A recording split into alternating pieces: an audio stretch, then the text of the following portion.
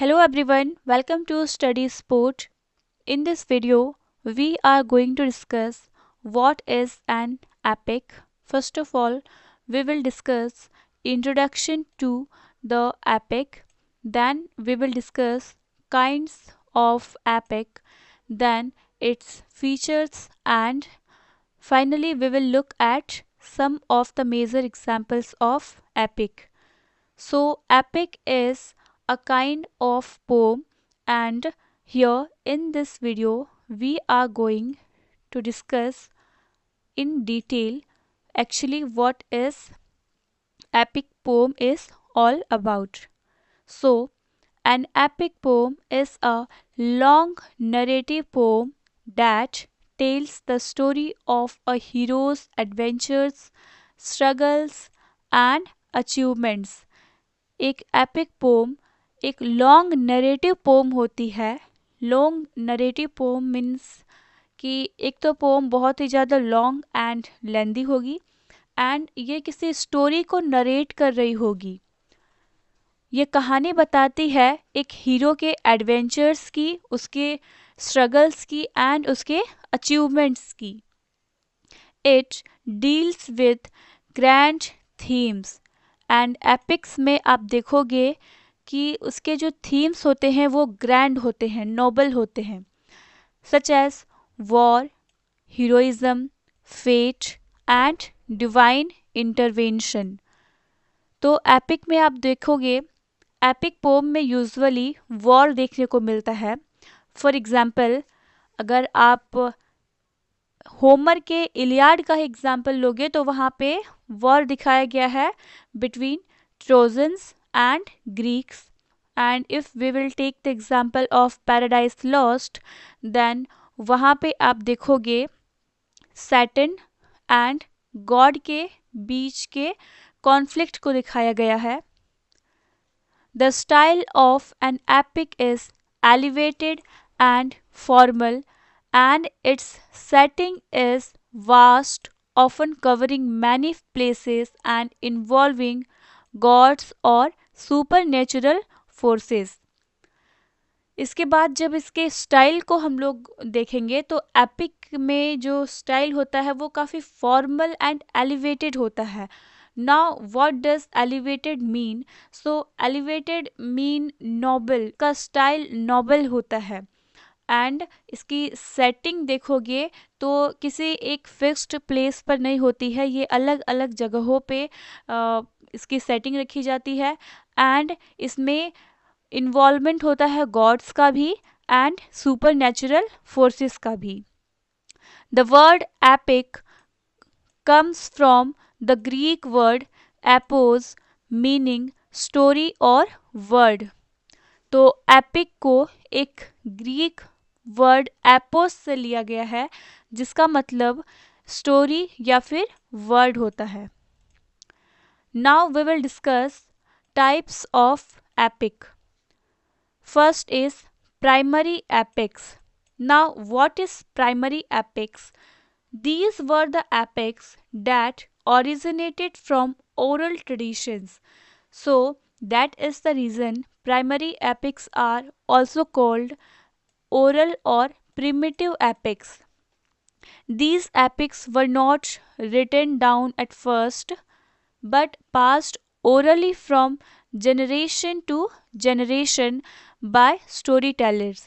तो इस टाइप के एपिक्स को मीन्स प्राइमरी और ऑरल एपिक्स को पहले लिखा नहीं जाता था बट इसको जनरेशन टू जनरेशन ओरली बोलकर सुनाया जाता था. एक जनरेशन के लोगों ने अपने दूसरे जनरेशन को बताया, देन उस जनरेशन ने अपने तीसरे जनरेशन को बताया एंड ऐसे ही ये पास डाउन होती गई generation to generation. Storytellers इसे सुनाते थे, इसे लिखा नहीं गया था. They were later written down by poets and इसे बाद में लिखा गया था पोइट्स के through. Here are some examples of primitive epics.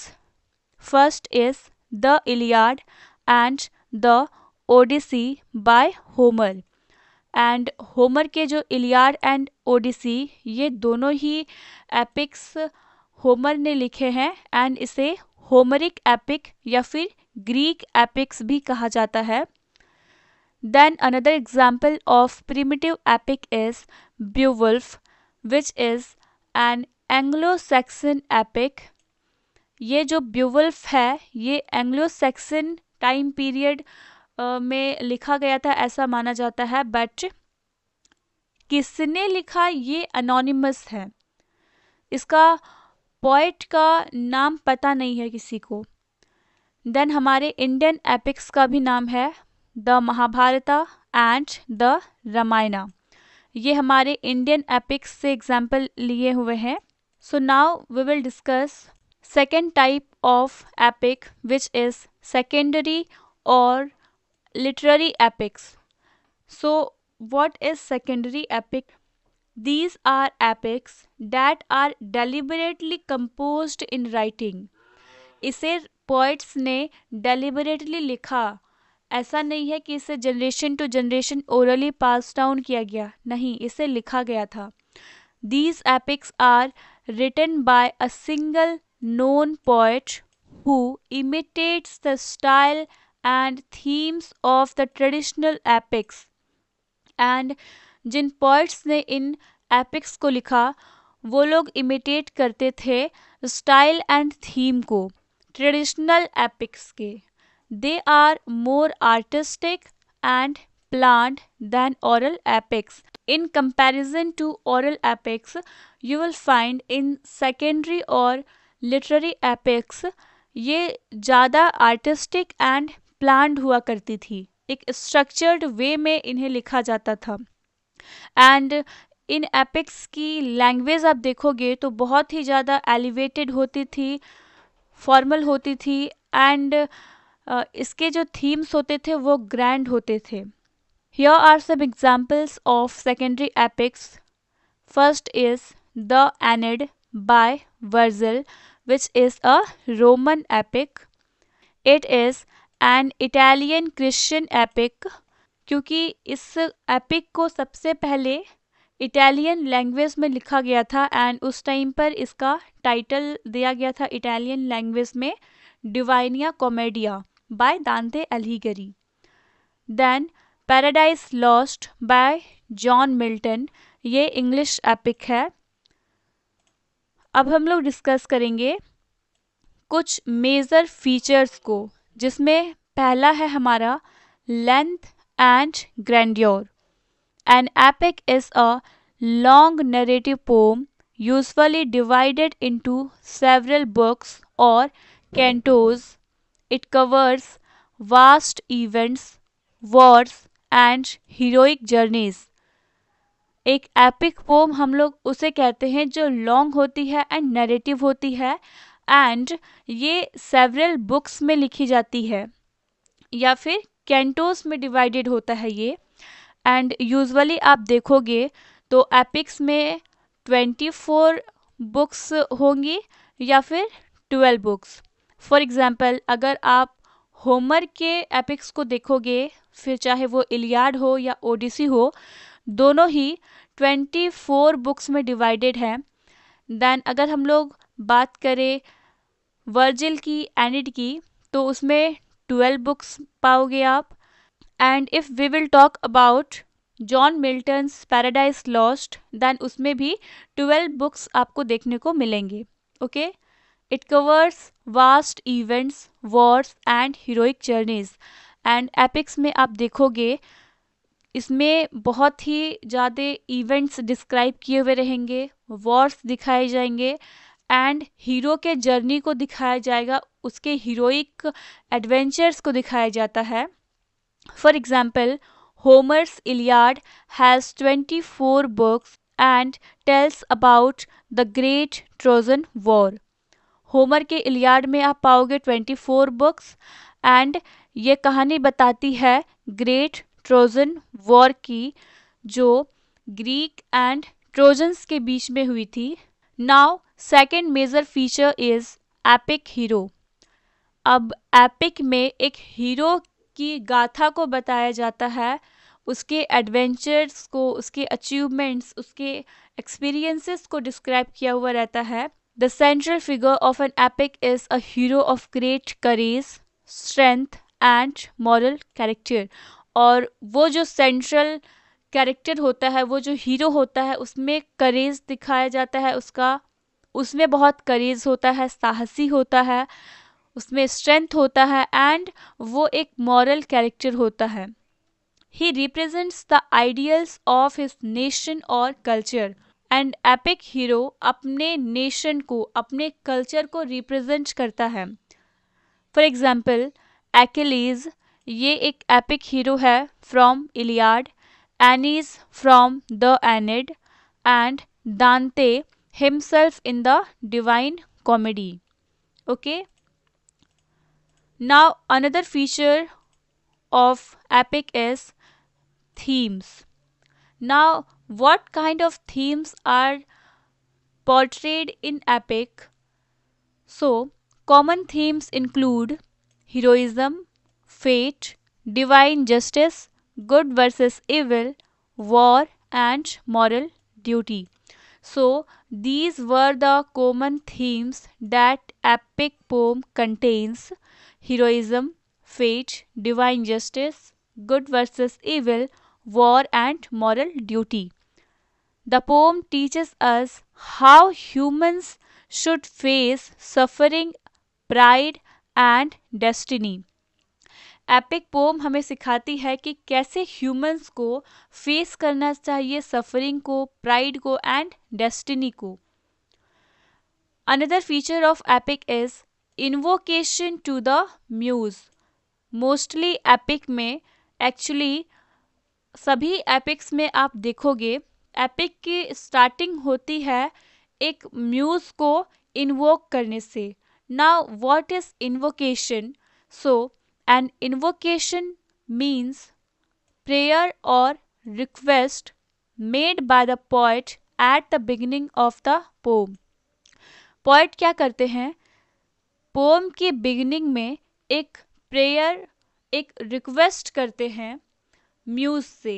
That is called invocation. In an epic the poet usually prays to a Muse. And ये pray किससे करते हैं? म्यूज से, who is believed to be a divine spirit of art and inspiration in Greek mythology. Who is Muse? So, Muse is a divine spirit of art and inspiration. Muse एक spirit है, divine spirit art and inspiration की, according to Greek mythology. It also tells the reader what the poem is about. The main subject or theme is often declared in the lines of the invocation. जब आप epic के पहले कुछ lines को पढ़ोगे, invocation वाले line को, तो उससे आपको पता चल जाएगा कि ये जो एपिक पोम है ये किसके बारे में रहने वाली है. आपको उसके मेन सब्जेक्ट के बारे में पता चल जाएगा एंड उसके थीम्स को आप पता लगा लोगे. Now another major feature of epic poem is in medias res, which means in the middle of the things. The story of an epic often begins in the middle of events. आप mostly epics में देखोगे story की starting होती है middle of the events से. ऐसा नहीं है कि आपको शुरू से लेके अंत तक कहानी बताई जाए, नहीं. स्टोरी की स्टार्टिंग होती है मिडिल से, देन जब आप एंड तक पहुंचोगे तब आपको फ्लैशबैक के थ्रू बताया जाता है कि इससे पहले क्या हुआ था. देन आपको पता चलेगा अच्छा ये सारे इवेंट्स, ये सारी घटनाएं पहले हो चुकी थी, इसलिए अभी ये सब चीज़ें हो रही थी. फॉर एग्ज़ाम्पल आपने होमर का इलियाड को पढ़ा है, उसमें फर्स्ट बुक में ही एंगर को दिखाया गया है एक्किलीज का. लेकिन जब आप ट्रोजन वॉर की कहानी को पढ़ोगे तो आपको पता चलेगा कि एक्चुअली में एक्किलीज के गुस्से का कारण क्या था, उसके डेथ का कारण क्या था. The poet does not start from the very beginning. Poet starting से शुरुआत नहीं करता है कहानी बताने की.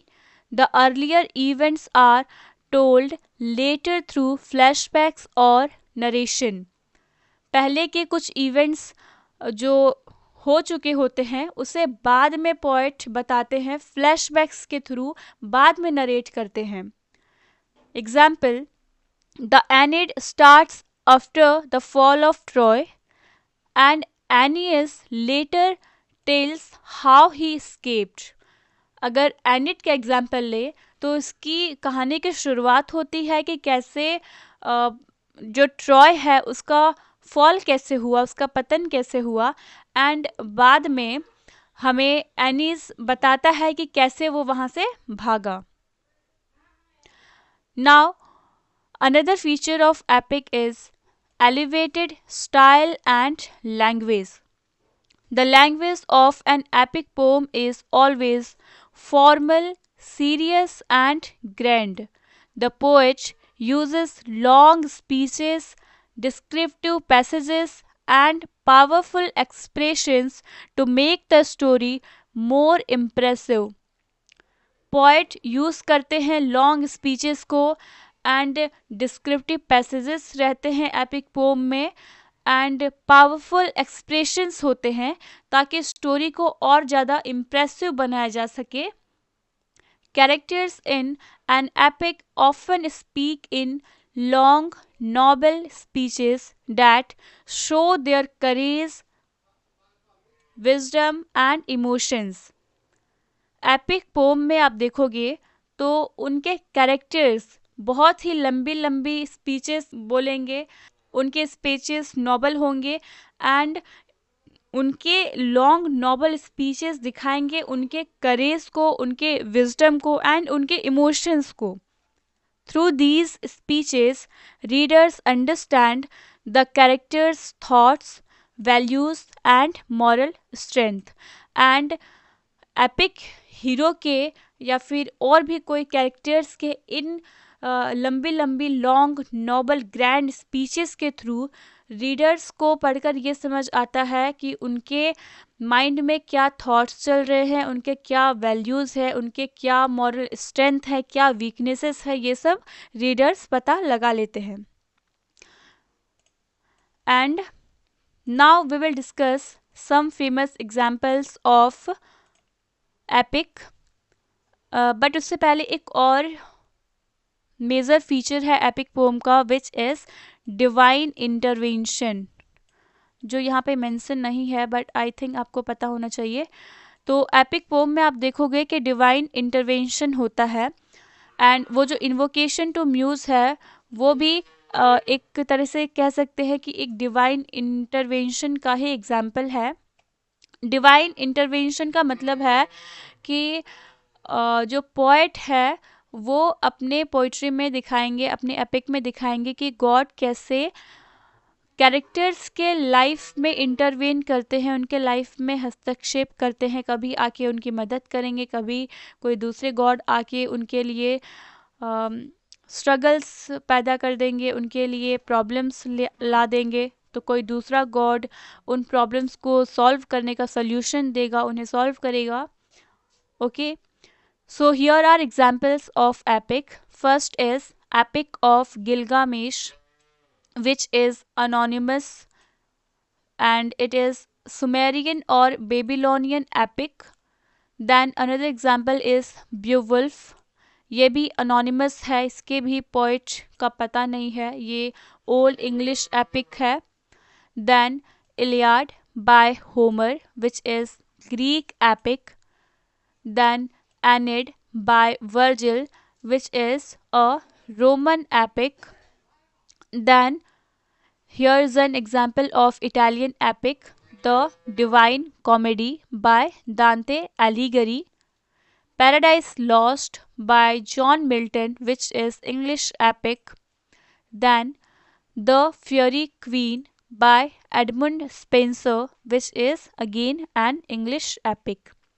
सो आई होप अब आपको एपिक पोम समझ में आ गई हो, इसके कैरेक्टरिस्टिक्स एंड एग्जाम्पल्स के थ्रू आप अच्छे से समझ गए हो एपिक पोम क्या होती है. एंड फिर भी अगर आपको कोई क्वेरी हो then you can comment in the comment section. I will definitely respond you.